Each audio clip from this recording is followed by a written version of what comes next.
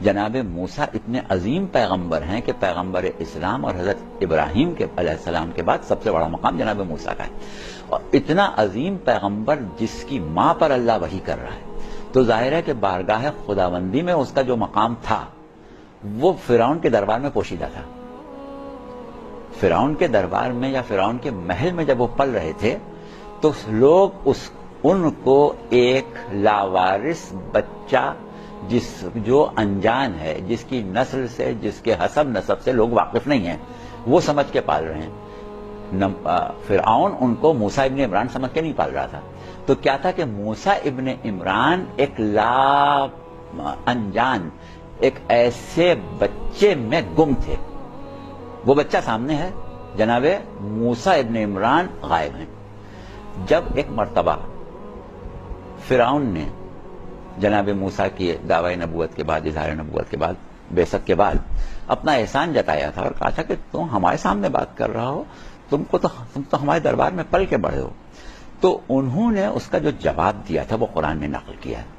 اب انہوں نے وہاں پر یہ کہا تھا کہ فعلتها، میں نے ایسا کیا تھا، اور میں نے کب کیا تھا؟ اذا وانا من الضالین، اس وقت کیا تھا جب میں ضالین میں سے تھا۔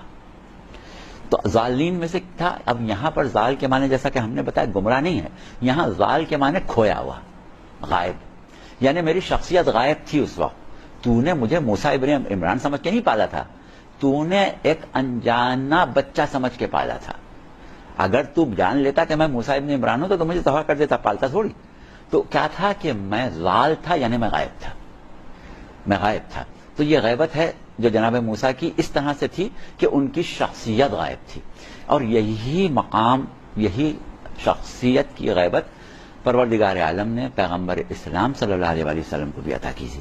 پیغمبر اسلام صلی اللہ علیہ وآلہ وسلم 40 سال تک امت کے درمیان تھے، انہی کفار قریش، انہی مشرکین مکہ کے درمیان تھے کہ جو دعوی نبوت کرنے کے بعد، اعلان نبوت کرنے کے بعد ان کی جان کے دشمن ہو گئے۔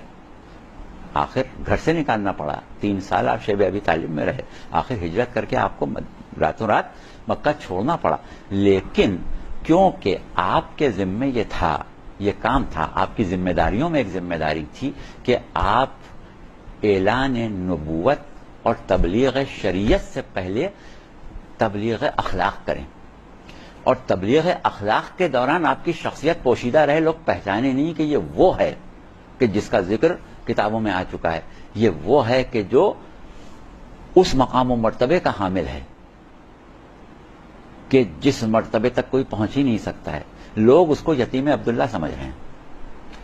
اگر اس وقت لوگوں کو پتہ چل جاتا ان لوگوں کو کہ جو بعد میں رسول کی جان کے دشمن ہو گئے، تو اس وقت تو مار دینا بہت آسان تھا۔ لیکن کیا تھا کہ آپ کی جان کی حفاظت کے لیے اللہ نے 40 سال تک آپ کو اس طرح رکھا کہ لوگ صرف یتیم عبداللہ سمجھ رہے تھے، لوگوں کو آپ کی معرفت حاصل نہیں تھی، کوئی نہیں جانتا تھا کہ یہ کون ہے، یہ یتیم عبداللہ ہے کون، یہ کس مقام و مرتبے کا حامل ہے۔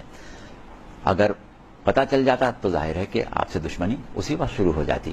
تو اب آپ کی شخصیت جو تھی وہ اللہ نے یتیم عبداللہ کی شکل میں غائب رکھی، اور اس کا ذکر قرآن میں کیا کہا کہ وَوَجَدَكَ ضَالًّا فَهَدَىٰ، کہ ہم نے تم کو ضال پایا اور ہدایت کی، پس ہدایت کی۔ تو کوئی بھی مسلمان یہ ترجمہ اس کا نہیں کر سکتا کہ پیغمبر اسلام کو معاذ اللہ کو گمراہ پایا، یعنی پیغمبر اسلام کی شخصیت کو گم پایا۔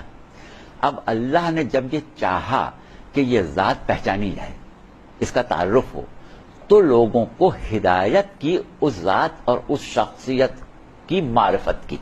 یہ ہدایت جو ہے یہ معرفت پیغمبر اسلام ہے کہ لوگوں کو معرفت پیغمبر اسلام کی ہدایت کی، تو آپ کا وہ زمانہ غیبت ختم ہو گیا، آپ ظاہر ہو کے سامنے آ گئے، کہہ رہے یہ تو یہ شخصیت ہے، یہ تو اس کا تو یہ مقام ہے، اس کا تو یہ مرتبہ ہے۔ تو یہ اس وقت نہیں تھا سامنے، یہ چھپا ہوا تھا، غائب تھا۔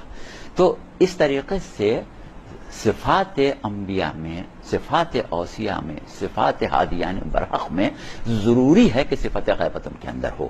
اب جب اللہ چاہتا ہے اس کو بالفعل کر دیتا ہے، جب تک اللہ چاہتا ہے اس کو بالقوہ رہنے دیتا ہے، یعنی اس کے اندر ہے، مگر جب اللہ چاہے گا بروئے کار آئے گی، جب اللہ چاہے گا بالفعل ہوگی۔